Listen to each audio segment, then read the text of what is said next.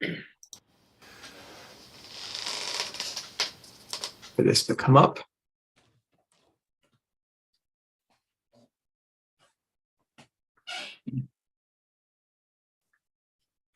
All right, should we get this on the road? Yeah. So welcome all to the October 2023 meeting of the Mid-Atlantic Amateur Radio Club. I'm Jeremy, N2ZLQ, club president. And as we normally do, we'll go around the room with introductions. Rich, KB3VZL. Jim, W3JNF. Alan. Brian, AFM. AA3BK. I think I walked over you, Alan. Nah, no problem. AB3FM.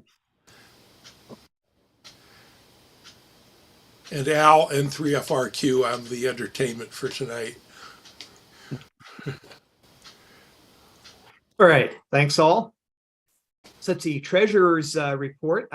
Lou isn't here tonight, but the last I have is ending bank balance $17,334.09, and I think we're at 77 members, give or take one or two. That's from a couple of weeks ago, so I don't know if there's been any updates since then, but that's where we are. Let's see, as far as repeaters go, Dennis, I believe, is still in Italy, hasn't gotten back yet. So there haven't been any major updates on the repeaters. 06 is still running on reduced power. So I think once Dennis gets back, you'll want to take a look at that power amplifier that's been giving us trouble. As far as I know, both of the fusion gateways on the 440 repeaters are up and running. Does anyone else have any comments on the repeaters? I ran Sunday's net, and everything was working fine. Okay, that's good. So the link is up and everything. Yeah, on the topic of nets, we are looking for additional net control operators. So if anyone is interested in getting involved with that, we are running the Sunday evening nets. We did have to cut it back a little bit because several of our net controllers will be away for a while or have reduced availability. So we are running the nets Sundays at 8:30 p.m. and we are looking for some net control operators. Obviously, if we have a few people, you'll only have to do it maybe once or twice a month. So that works pretty well. All right. How about public service?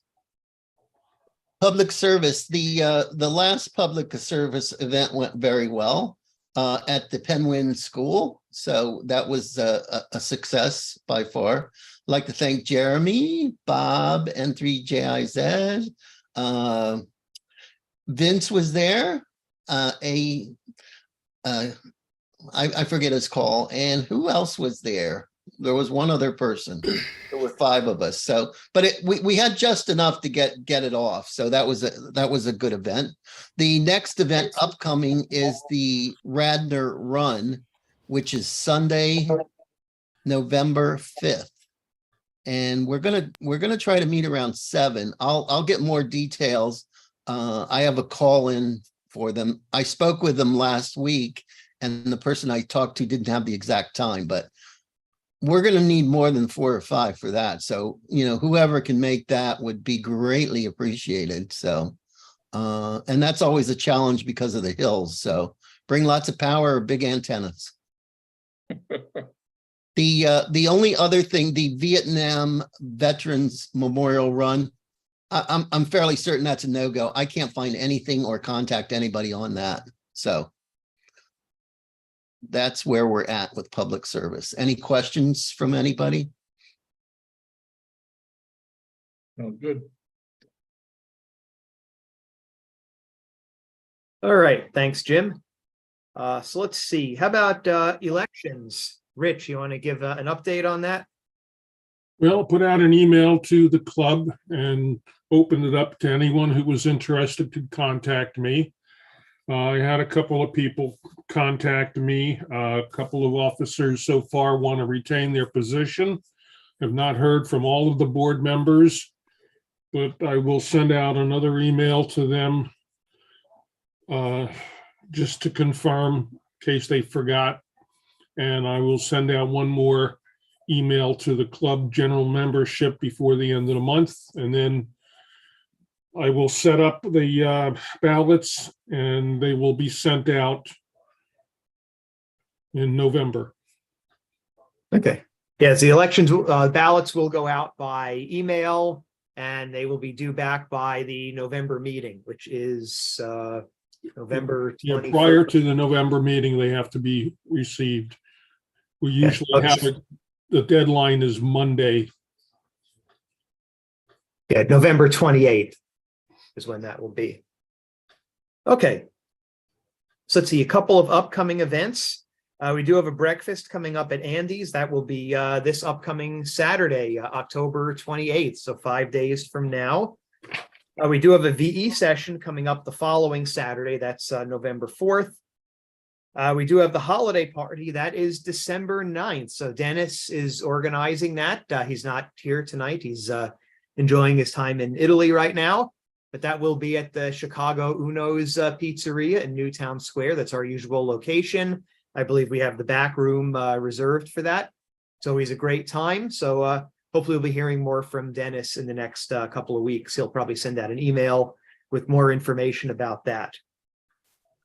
A little bit about the PA QSO party. We did that last weekend, and I think it went quite well. We had, I believe, 6 operators who were going most of the day Saturday and quite a bit of Sunday. We did take a break during the overnight and also in the morning to attend the public service event. But from based on what I've seen, we still have to obviously get the logs scored by the organizers. Looks like we got about 44,000 points, and I think 340 QSOs. So that's about double the score that we had last year. So that's a pretty good improvement. Hopefully we'll double it again next year. But given the weather being so nasty, I'm amazed that we did as well as we did. Pretty cold at night, and rain was starting to blow in. So yeah, I thought we had a great time. That was our fall field day. If anyone has any ideas for other operating events that we could do, of course, we're always willing to hear about it. Otherwise, we will be back in June for field day. All right. Does anyone have anything else for the club before we move on to our speaker?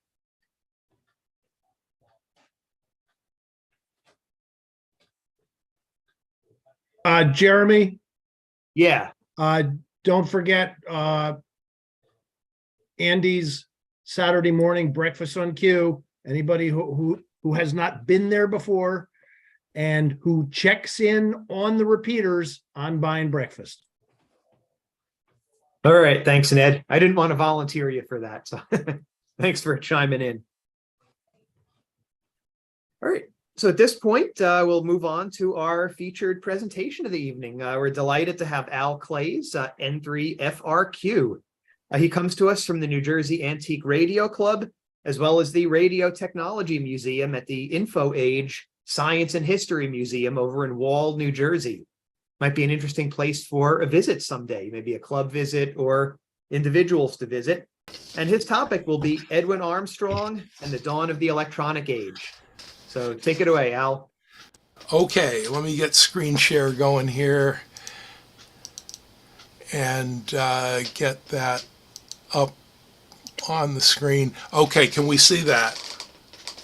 Yes. Yeah, I can see Okay, it. very good.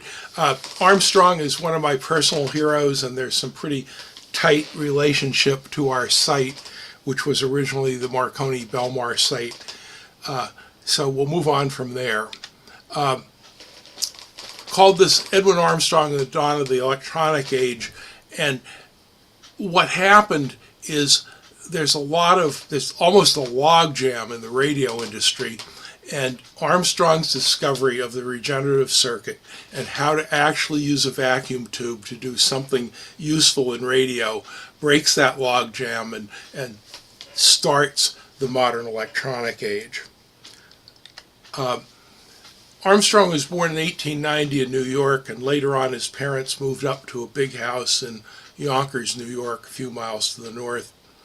His father was in the publications business, and he brought him a copy of the Boy's Book of Inventions. And in there he read about Marconi and decided that radio would be a pretty interesting thing to be involved in. And ultimately, he ends up with a 120-foot mast behind the house to hold up his antennas. You got to go back to about 1912. There's no practical amplifiers. Radio was largely Morse code. There have been some experiments with AM, but there was no real way to do it.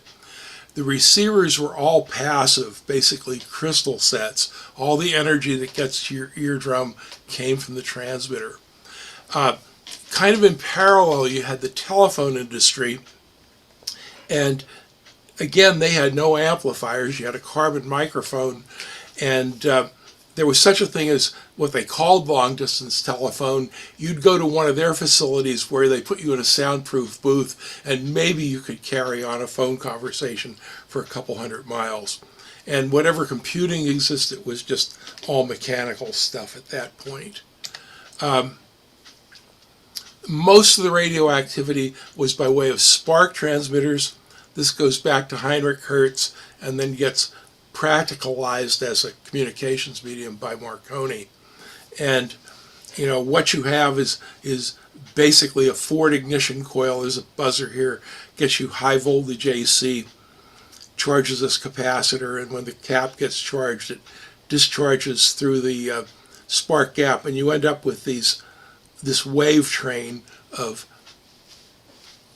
RF signals, which have an audio frequency when you get a buzzing sound. On the receiving end, you have a rectifier of some sort that cuts off half of this waveform, and now you can hear it. They started out with what they called imperfect contact detectors. That gets sort of formalized when Pickard invents the crystal detector, and there's a commercial one with three different crystals to be used. So this is the world that Armstrong was operating in. People knew there were problems with spark transmitters.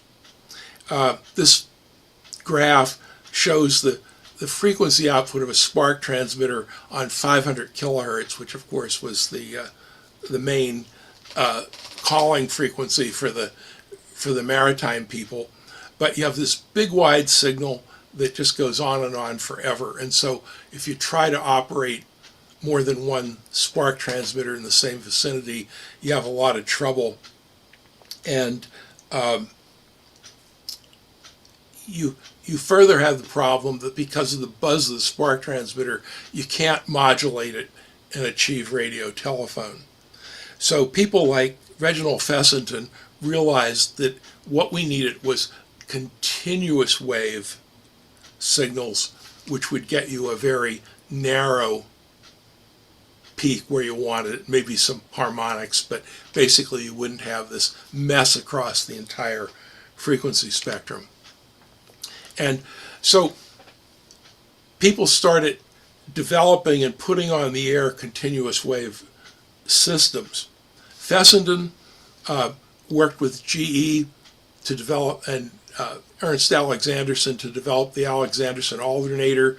That's a piece of rotating machinery that could get you RF maybe up to 20 kilohertz. And also Swedish guy named Vladimir Poulsen had been doing work. This starts with arc lights, as in arc street lights. And he realized that if you have a DC arc, it turns out the DC arc has a negative resistance part to the curve. And so if you connect it in series with a tune circuit, it will generate RF.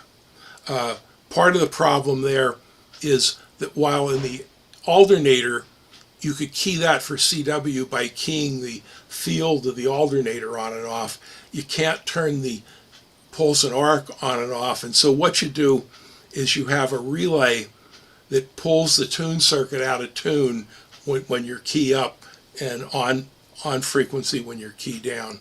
So these two systems existed, but they were operating with really horrible receivers. Fessenden, who is not to be underestimated, developed and understood the concept of heterodyne reception. And the way he did that, up here at the top, you see his crystal set. Well, actually, he's using an electrolytic detector.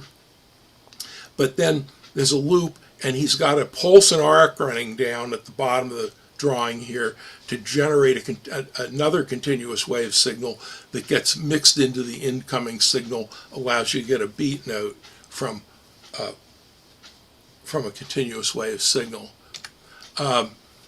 What we're really talking about here is heterodyne reception. You've got a carrier frequency, and if you run that through a diode detector, it just gets you some DC. Maybe you'd hear key clicks, but it doesn't do much for you. So what you do is you have another signal you inject, a local oscillator, and the frequency difference then gets you an audio frequency that you can hear in your crystal detector.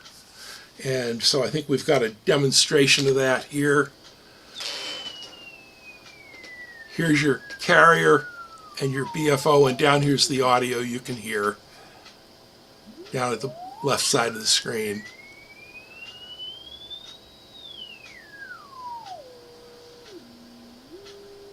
And of course, we're all familiar with those kind of sounds from CW operation and ham radio. Now, Fessenden was using that sort of system.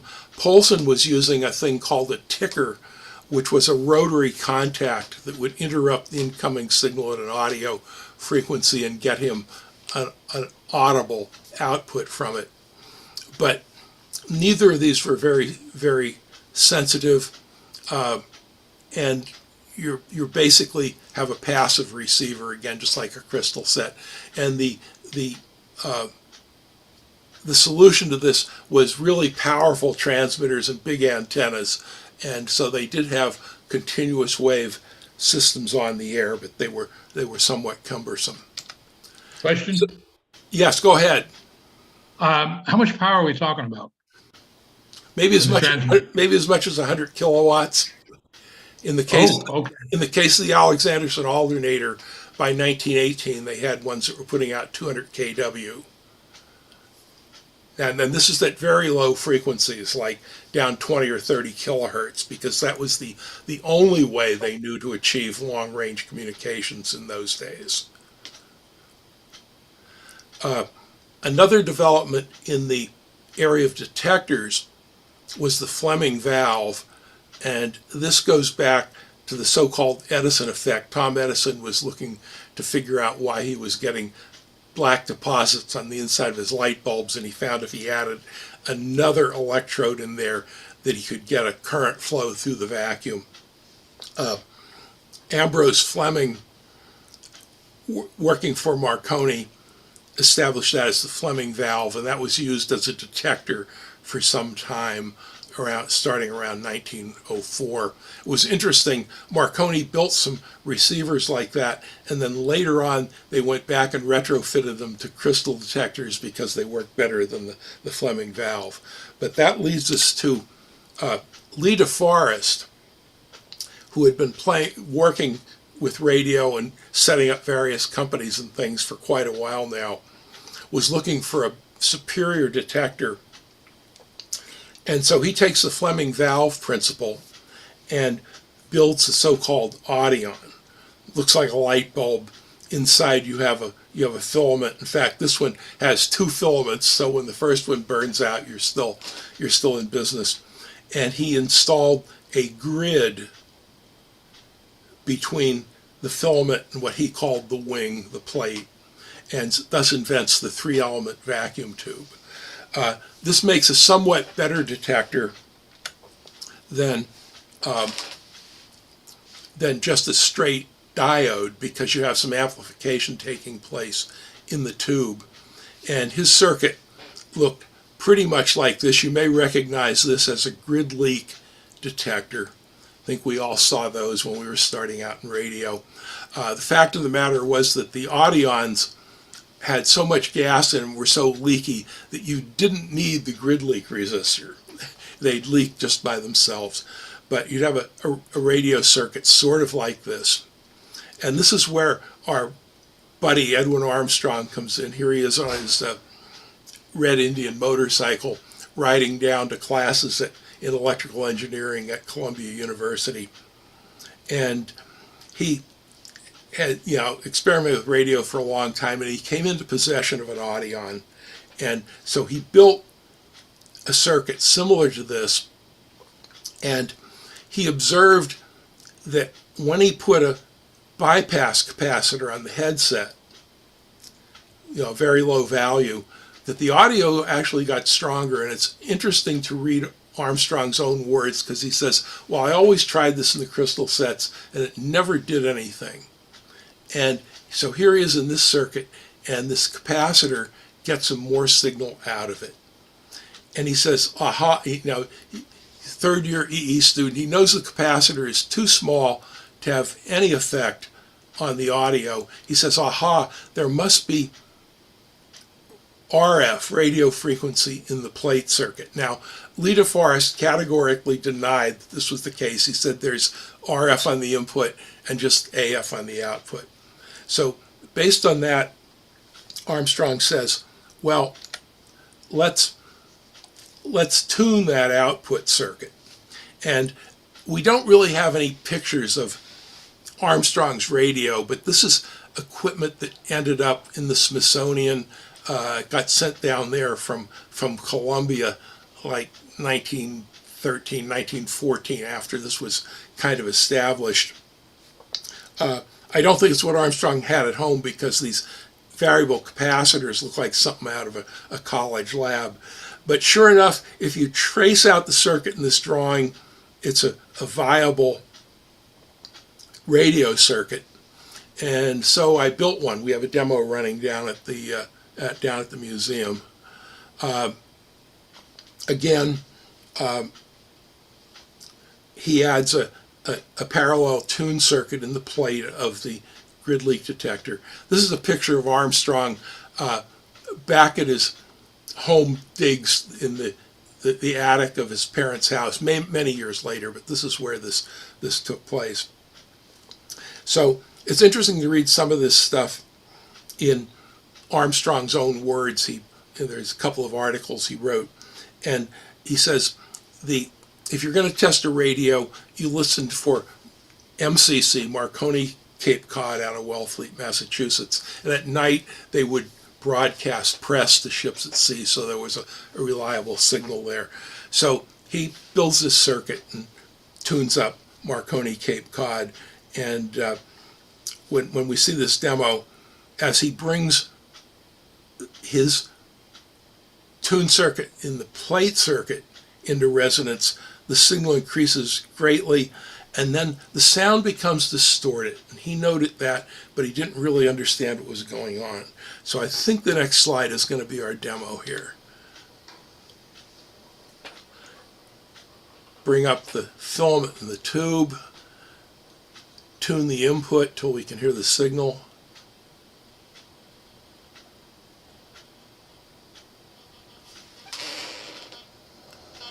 Now that's about as well as the Forest radio worked. Now we'll bring this plate circuit into resonance.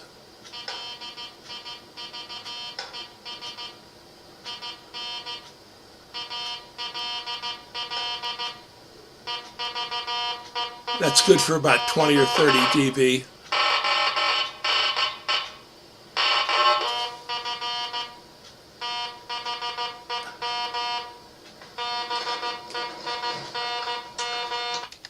If you come down to the museum, you can play with that, as a matter of fact. And the interesting thing is, I think we all played with regens when we were young, and we were used to hearing a big beat note when you tune to an AM station. Spark does not have a carrier. It's just noise. And so rather than getting the beat note, the noise just gets distorted when the circuit oscillates. So it took him quite a while to figure out what was going on here. So he plays with this circuit on into this I think it was about September or so, September, October, he starts this experiment. In December, he starts noticing that he can hear continuous wave signals, particularly from the federal pulse and arcs on the West Coast. And so now you're hearing pure tones instead of buzzing. That sounds like this. You'll hear a click as this thing comes into oscillation and then gets tuned up.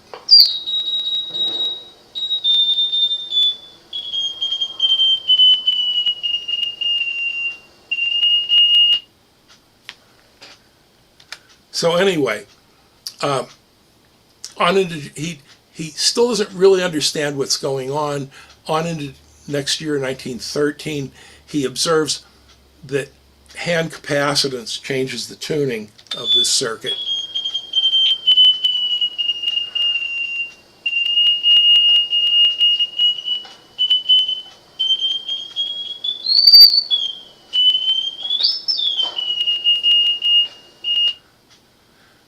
So at this point, he becomes pretty convinced that it's oscillating. And in fact, to verify that, he built a second receiver so he could hear the signal he was generating in the first receiver. Now, a regenerative receiver has two modes of operation. One is regenerative, not oscillating. You get improved sensitivity, improved selectivity. And in fact, the reason for that is that in the input tune circuit, inductor and a capacitor, you've got losses represented by the resistor here. When you feed in-phase energy back into that circuit, you cancel out the losses. So you're reducing the resistance and the Q of the circuit goes up. So the amplitude increases and the selectivity increases as well with increasing feedback. Now,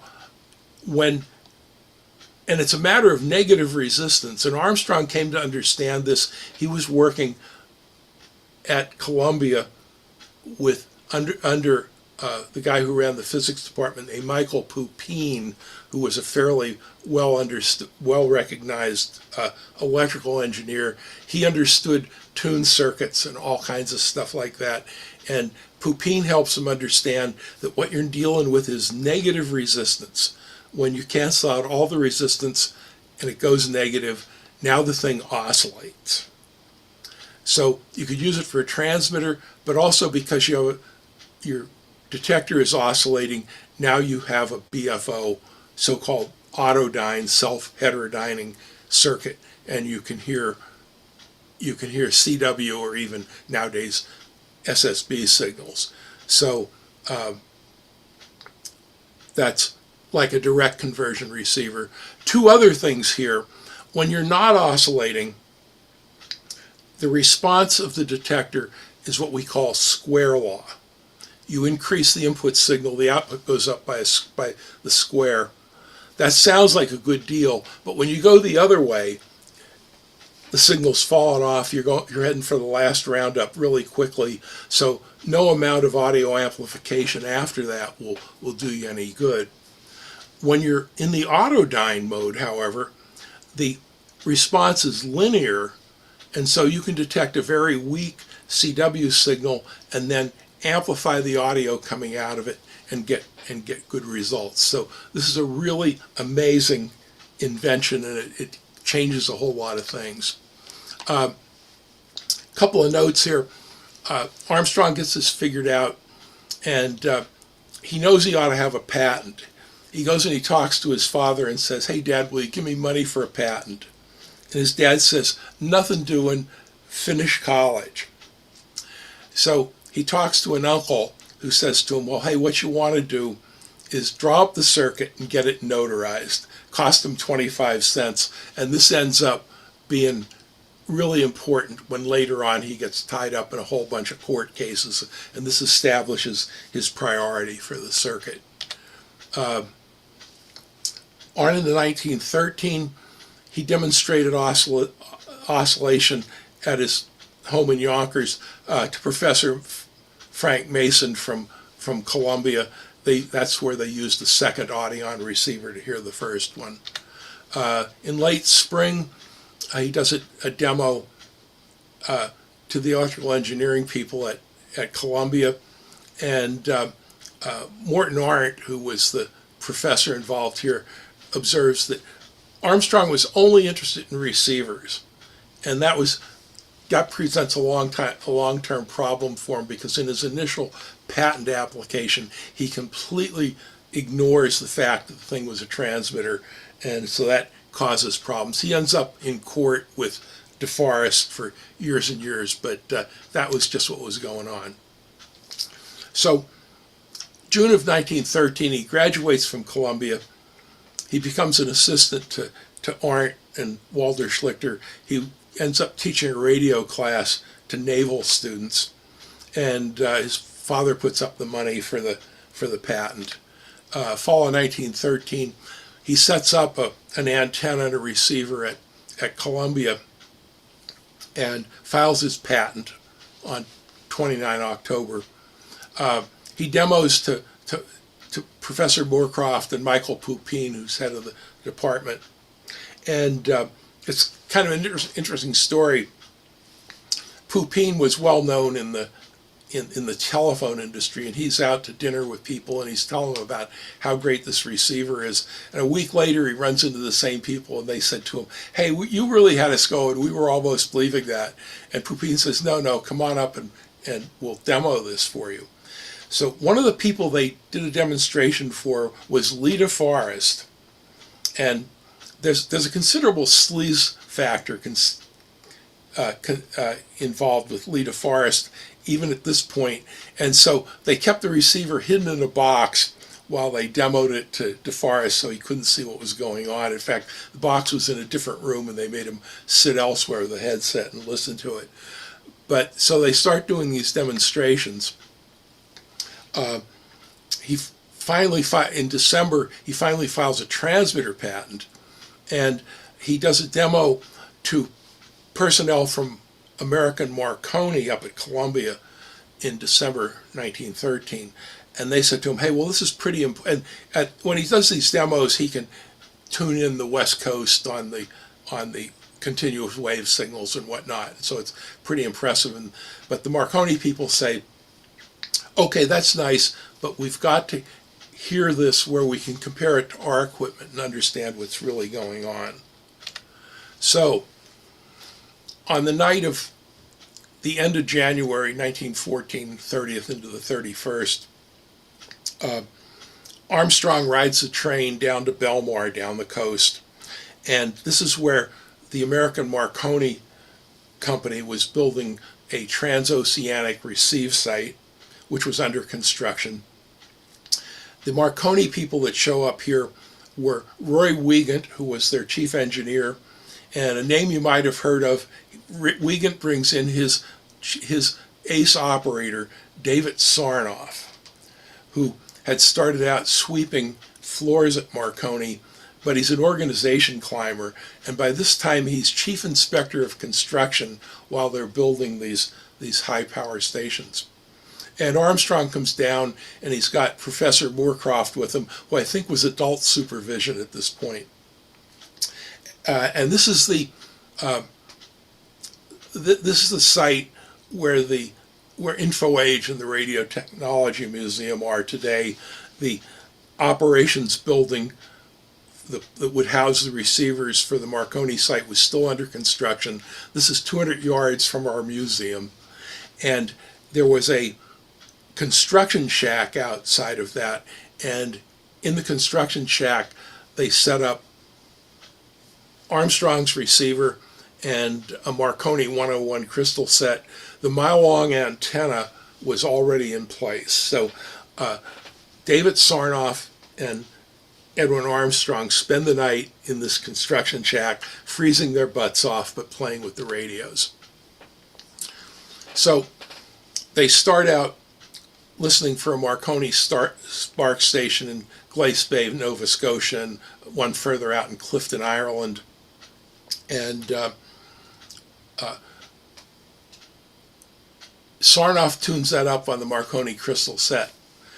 Yeah, we can hear that.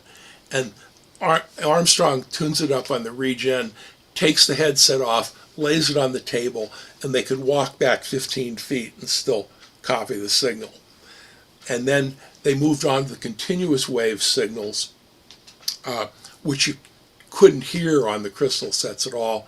And they copied signals from Telefunken alternator, Slavey-Arco alternator, now in Germany. And they listened to traffic from the Pulse arcs in San Francisco communicating with Honolulu. So this was all pretty impressive. And if you read the Sarnoff report, and I'm not going to read the whole thing here, but he concludes, this is the most remarkable system in existence. And both Sarnoff and Armstrong were kids at this point. I think Sarnoff was 22 and Armstrong was 23. Roy Wiegand also files a glowing report on this demonstration. Also, a few days later, they did a demo up at Columbia for the people from AT&T. Their chief engineer was a guy named J.J. Carty. Some of these other names you may recognize from the books they wrote, Bancroft Girardi and Jewett and Lloyd Espenscheid. One of the interesting sidelights there is that Carty listened to the pulse and arc signals, which are essentially frequency shift keyed, and decided that it sounded like an inebriated flute player. An interesting detail here that I would really love to see the paperwork associated with. So not too long after that, Armstrong makes a formal disclosure to AT&T about what he was doing. And AT&T goes silent on him.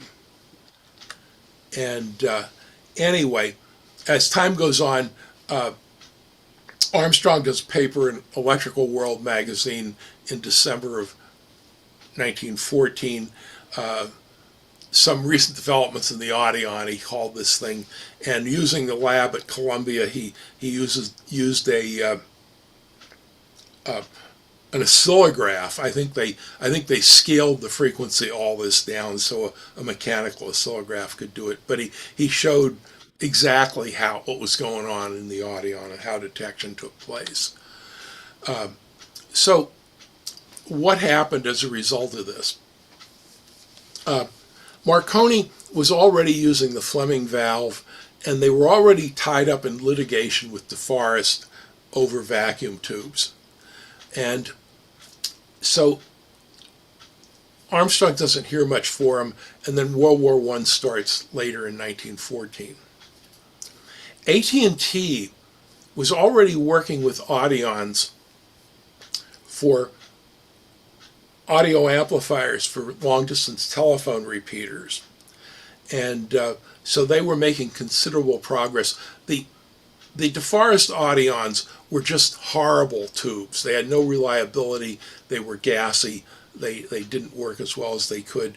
But now you have the world's preeminent telephone laboratory working on this with unlimited money.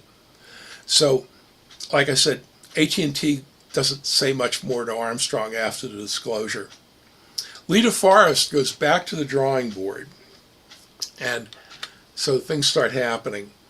So one of the most important things about development engineering is knowing that something is possible. And you can't really hide this Armstrong circuit thing. All you got to do is say to somebody, put a parallel tune circuit in the plate of your Audion receiver. And when you do that, you'll immediately be there and you'll start to figure these things out. DeForest goes back to the drawing board, and he invents an alternate circuit called the Ultra Audion. In this circuit, he's got his tune circuit connected between the grid and the plate. He gets it to oscillate.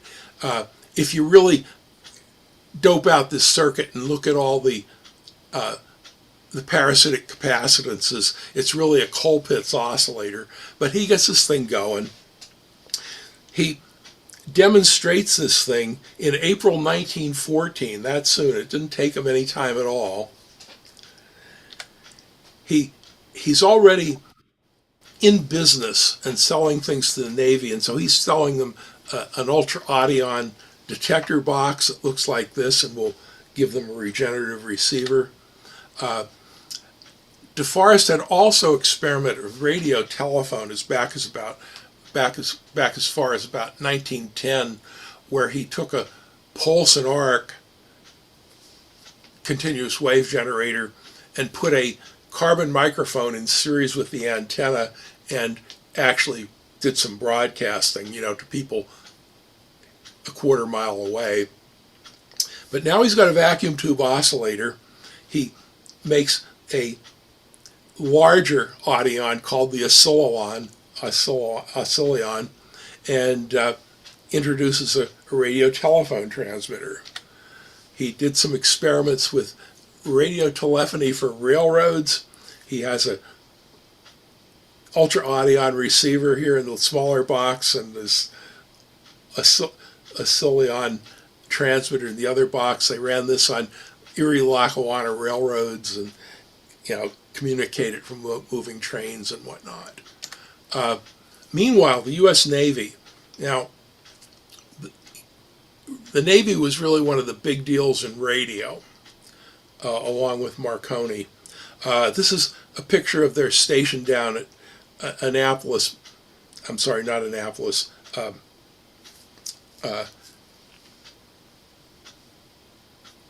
Down by Washington, D.C. Three huge towers. This is a 3-story building underneath. They started out with spark transmitters and whatnot, but they want to communicate with the fleet. So they built a high-powered chain using pulse and arc transmitters. They got money from Congress in 1912 starting on that. Stations in the Canal Zone and Hawaii and American Samoa and whatnot. Using the pulse and arc from the federal company. And in 1915, they actually eliminated some of these stations because now they had the regenerative receivers going, and that got the Navy going on all of this stuff. Here's some Navy receiving equipment. This is basically a crystal set over here, but then DeForest Audion, Ultra Audion equipment over here. I think we saw some of that at our Hamfest.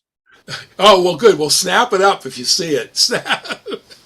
And it's kind of interesting. We've got some similar equipment in the museum that came our way, so we were pretty happy to get that. Meanwhile, back at the phone company. Now, remember, they did this demo to the phone company. He did this demo to the phone company in January. In February, you know about Colpitts oscillators? E.H. Colpitts is introducing oscillator and modulation circuits. They're already working on vacuum tube developments. They have pretty much unlimited money resources. Also, that same department with Colpitts, there's other people working there with names like Hartley and Heising. You may have run into some of those circuits over the years. So they go silent on Armstrong. They take the lead from what he did, and they invent modern radio. They built a multi-kilowatt AM transmitter that got installed at that Navy station down in Arlington, Virginia. Something like 500 tubes in parallel in the output amplifier. And this thing could be heard in Paris and Honolulu. And this is 1915. There was a magazine article on this in December 1915, but on in 1915 they had this thing running. So radio is expanding by leaps and bounds because you have a sensitive receiver and you have an electronic oscillator.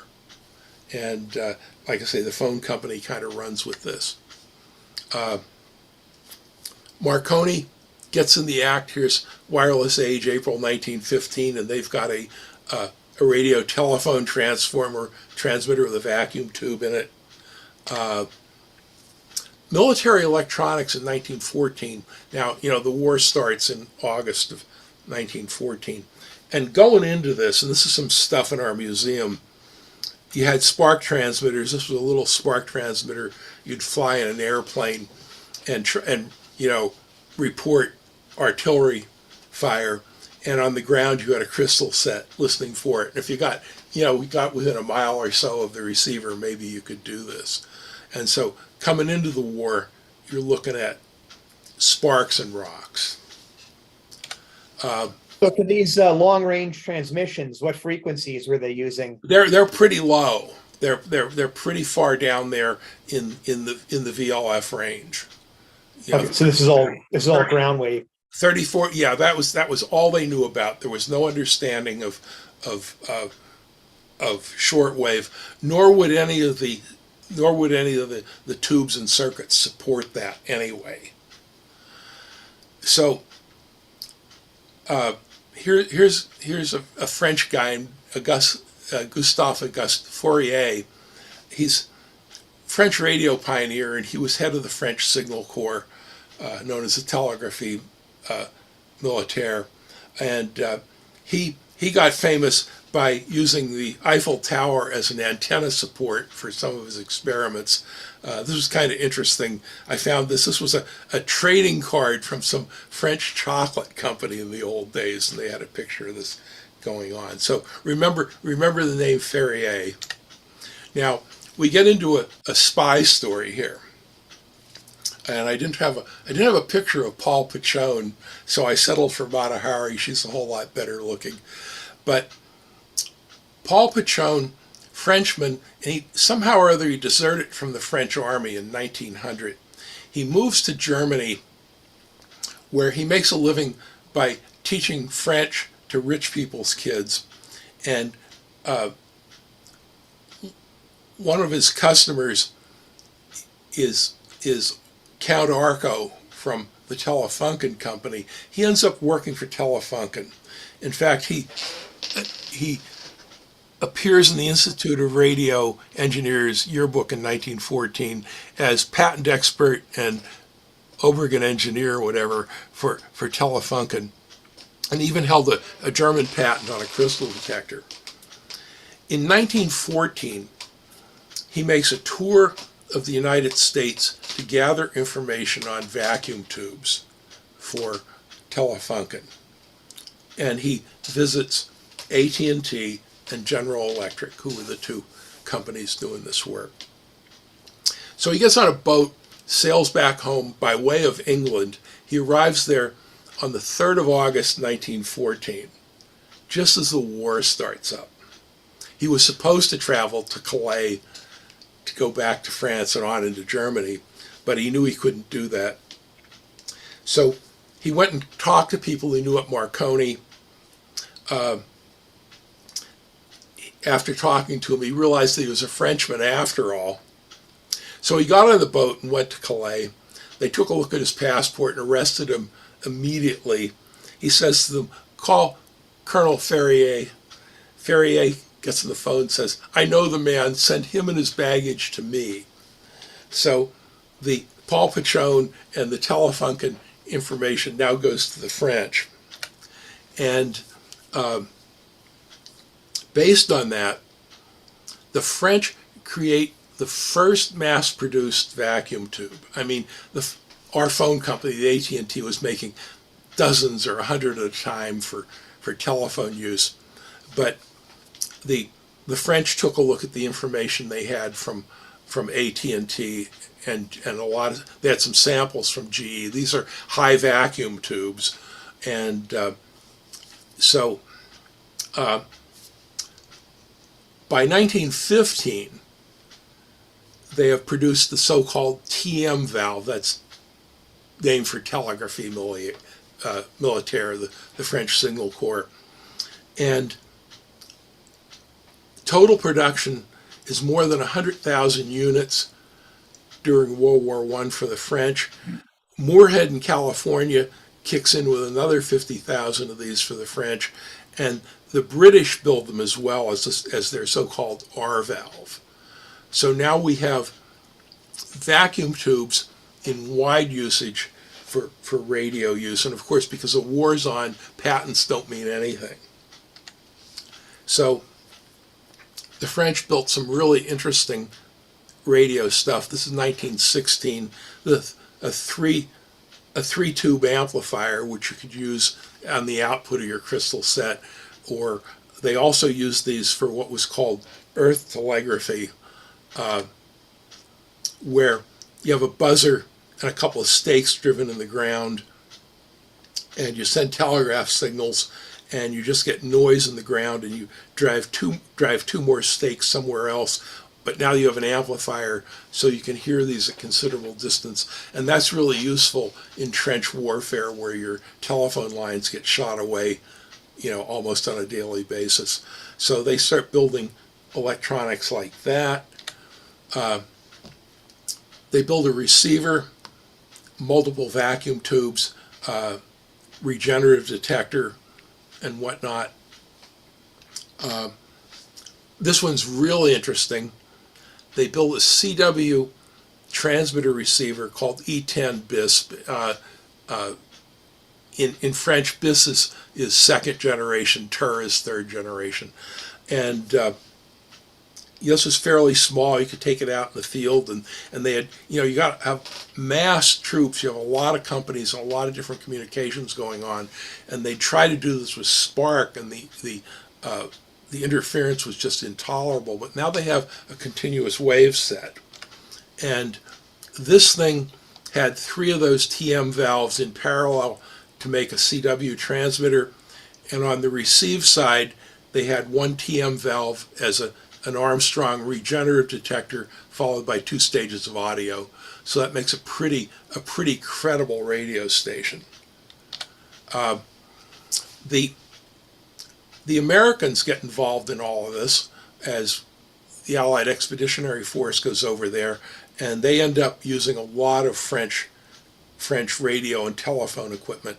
The picture here is a Ford so-called radio tractor, which they used to haul some of this equipment around. Now, here's what I found really interesting. I think all of us have heard that Edwin Armstrong invented the superheterodyne receiver while he was in the army in France. And I'd always shook my head and said, well, what, he had a box of parts under his bed and he was just fooling around and experimenting? No, he was working in an AT&T laboratory in Paris. It was called the Division of Research and Inspection. Because of the long communication lines across the Atlantic, and AT&T is building a lot of telephone equipment and later radio equipment for the Signal Corps. And in fact, J.J. Carty, who we mentioned earlier, who was their chief engineer, puts on a uniform and becomes the chief signal officer.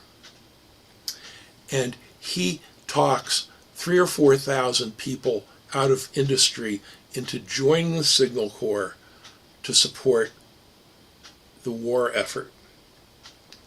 And they go to Paris and found this mansion that had some space behind it and set up a laboratory there. And one of the people they convinced to volunteer was Edwin Armstrong. There's copies of letters involved.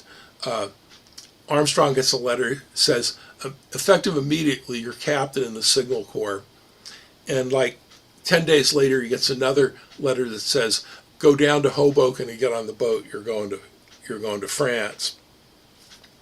And he was specifically recruited to be the head of the aircraft radio section of research and of the research lab in Paris. So he gets involved in all these things, and it becomes clear that they need receivers that will work at higher frequencies for a couple of reasons. One of which was they suspected that the Germans might have had communications up in the 3 megahertz range, and they had no way to listen in on them. And the other thing was they thought maybe if you could get up to those frequencies, you could build a direction finder that would detect enemy aircraft by the ignition noise from the engines. And so Armstrong's looking for a way to build an effective high-frequency receiver. And so what he does, he leverages his knowledge of heterodyne frequency conversion. And these are pictures of equipment that was in the Signal Corps museum that used to exist at Fort Monmouth. And he builds a circuit you see here on the left. One tube is an oscillator, another tube is a mixer, works into a loop antenna. And he takes a French amplifier that gave a lot of gain and detection at 100 kilohertz, and he uses the front end to convert, say, 3 megahertz down to 100 kilohertz IF frequency, amplifies it and detects it. So that's the origin of the superhet. And of course, almost all modern radios use this principle. So Armstrong causes that to happen as well. Here he is in Paris with now General Ferrier and professor from the Sorbonne. I don't know who the other officer is, but he ends up getting decorated by the French for his work during the war. So meanwhile, all this stuff is getting fed back in our direction, and the phone company is heavily involved in this, and they develop a family of vacuum tubes that little late for World War I, but they form the basis of the electronic industry. They had a tube called VT1, which is a receiving triode, VT2, which is a 5-watt triode for intermediate stages or low power transmitters, and VT4, which is a 50-watt tube, and the descendants of the VT4 were still being used in World War II in aircraft transmitters. Phone company also built some equipment for the Signal Corps. Here's a BC-32A transmitter receiver. This was based on the French E10 bis. Again, a couple of tubes as an oscillator and an Armstrong regen detector and 2 stages of audio. Even better than that, the Navy had this fleet of ships called submarine chasers, fairly small ships that were supposed to go out and drop depth charges in submarines. And they realized that to maneuver better and coordinate the attack from multiple ships, that they'd be in better shape if they had radio telephone rather than radio telegraph. And the phone company designs this system. There's a transmitter receiver in the box, second in from the left here, dynamotors over here that provided power. There's an additional audio amplifier right of center, and this even involved a loudspeaker and a microphone on the bridge of the ship, so the guy in command and steering the thing could talk to the rest of the guys in his fleet and do this.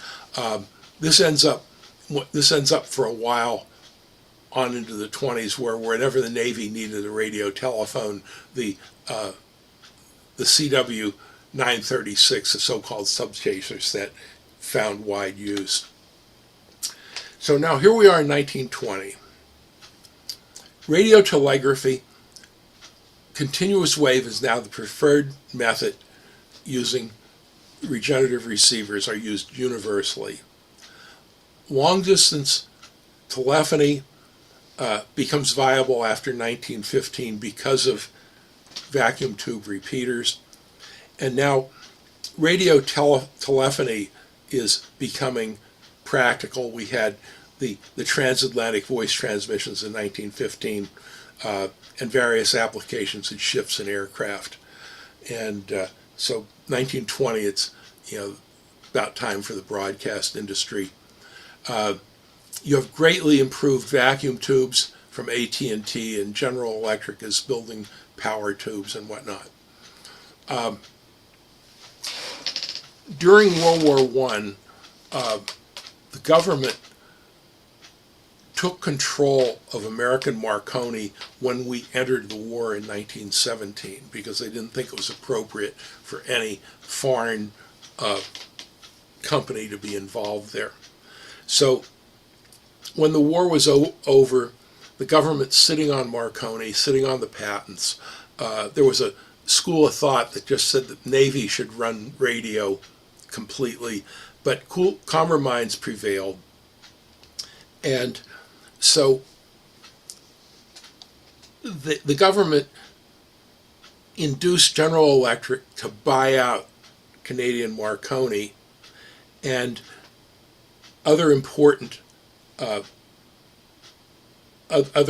patent holders were Westinghouse, who was one of the original regen patent holders, and the United Fruit Company, which is kind of interesting. They were running a radio system down in the Caribbean to coordinate banana boats, and they held some key patents. So Radio Corporation of America is formed out of that sort of a patent pool and whatnot. And our buddy David Sarnoff, organization climber, becomes general manager and later president of Radio Corporation of America. Armstrong, he gets promoted to major on his way out of the Army. He gets out in 1919. And because of the demo down at Marconi Belmar in 1914, he had become fast friends with David Sarnoff.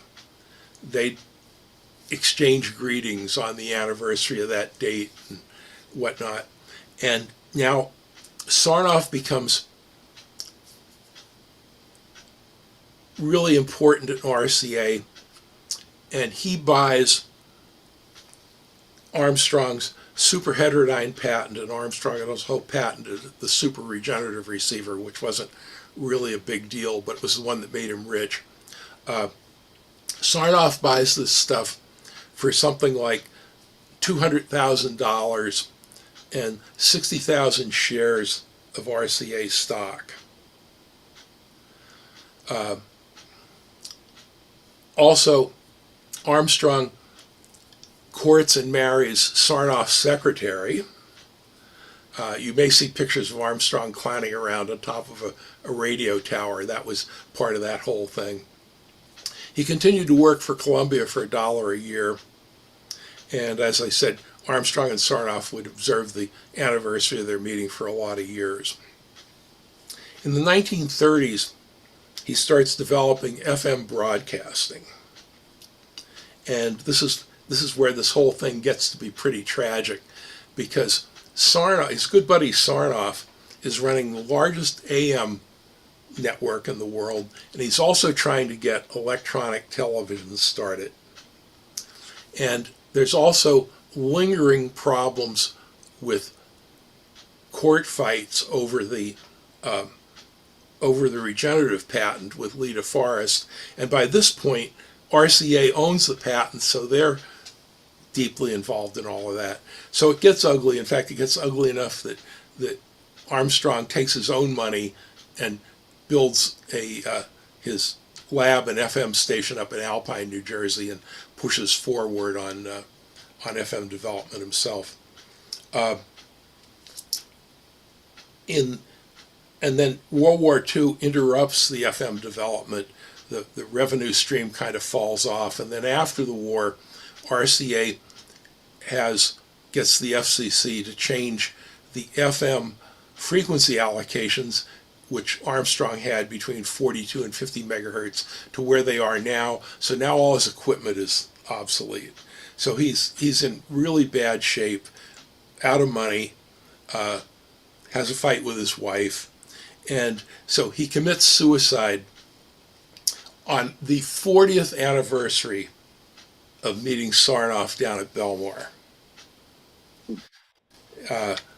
There's a really, really interesting, good read, book by Tom Lewis called The Empire of the Air.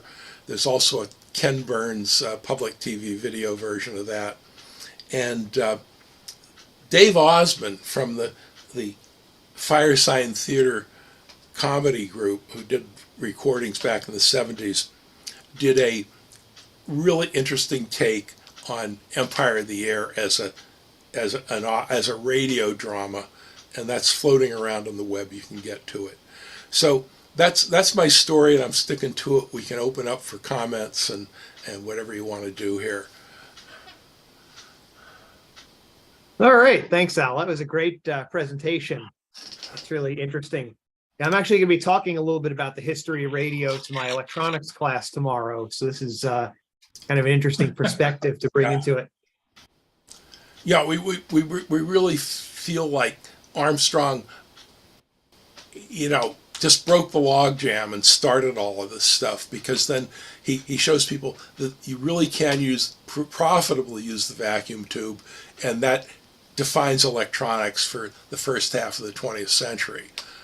And it wasn't like he just did that and quit. Then he does the superhet in FM and moves on. So thank you for your attention. Come visit the museum if you get a chance. Just one quick comment. There was a wonderful biography of Armstrong targeted to, I don't know, middle schoolers, because that's when I read it. It was just a fascinating story of the man. And I got my amateur radio license at age 13, and I read that book around the same time. It didn't precipitate the ham radio interest. I found the book looking for stories about. Yeah, I think that would have been Lawrence Lessing, Man of High Fidelity, which was the official biography. Yeah, it was a great read for this teenager anyway. Thank you very much, Al. You're most welcome. I haven't had a ham license as long as you, but when I was 3 years old, I got to look inside my grandfather's TRF radio, and it was kind of downhill the rest of the way from there.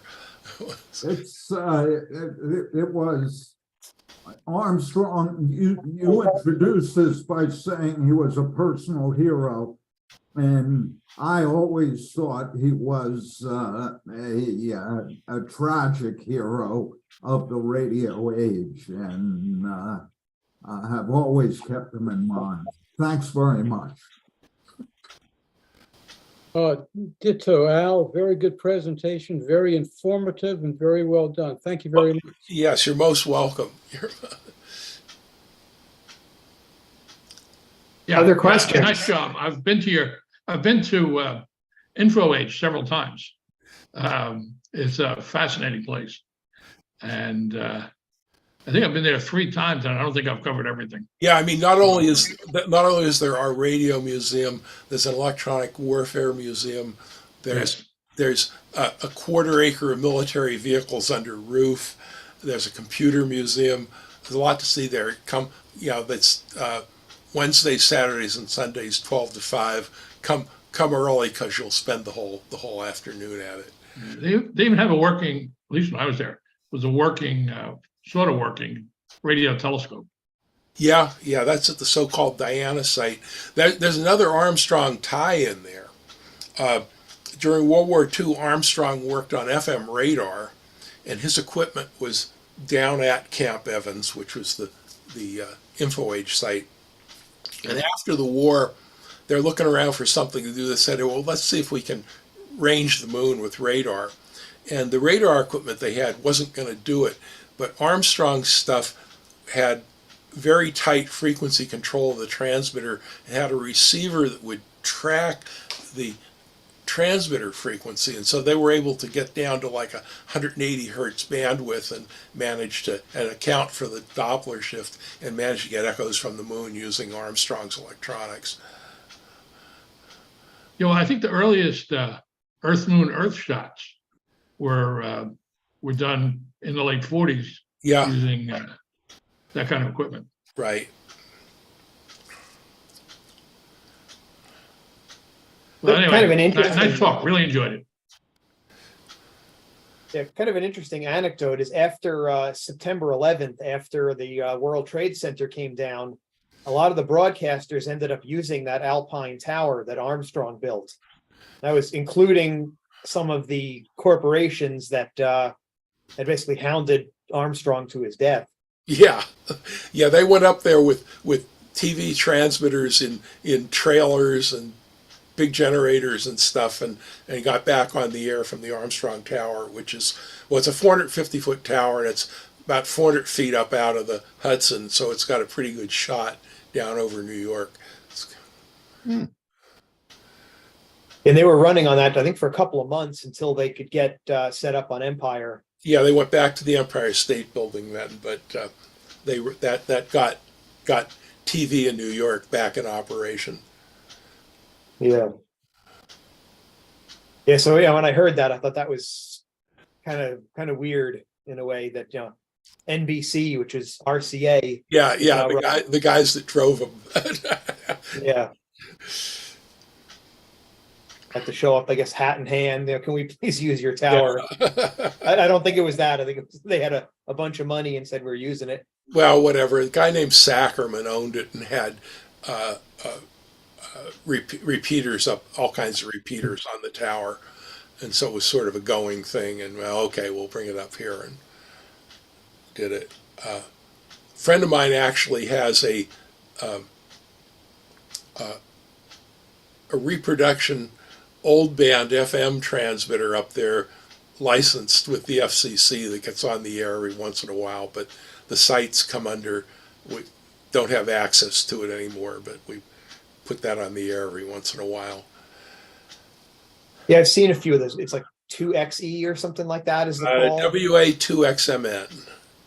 XMN, yeah. Yeah, that actually, somehow when they finally signed off from up there in the 50s, they had that other call. The original call was W2XMN, and when Steve went for the I forget which FCC license it was, they couldn't license it by that call. I don't know, some ham club had it, but it ended up being WA2XMN. Mm-hmm.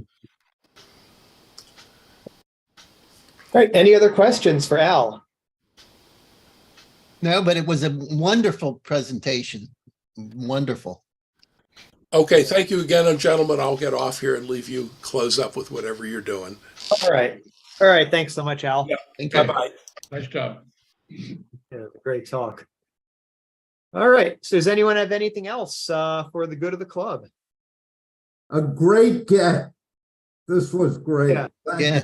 I agree. That was really nice. I went to dinner early so I could get back for this. This was a great get. Yeah, I have to thank Brian. He suggested Al as a speaker, so he gets the finder's fee. Thank you, Brian. Yes. Well, as I said, I've been to that InfoAge place, and it's amazing. It's about an hour and a half from here. Where is it? Wall, New Jersey. Oh, what we ought to do is talk about, and I may have mentioned this to you at breakfast, I guess, at the risk of making a pitch for the breakfast.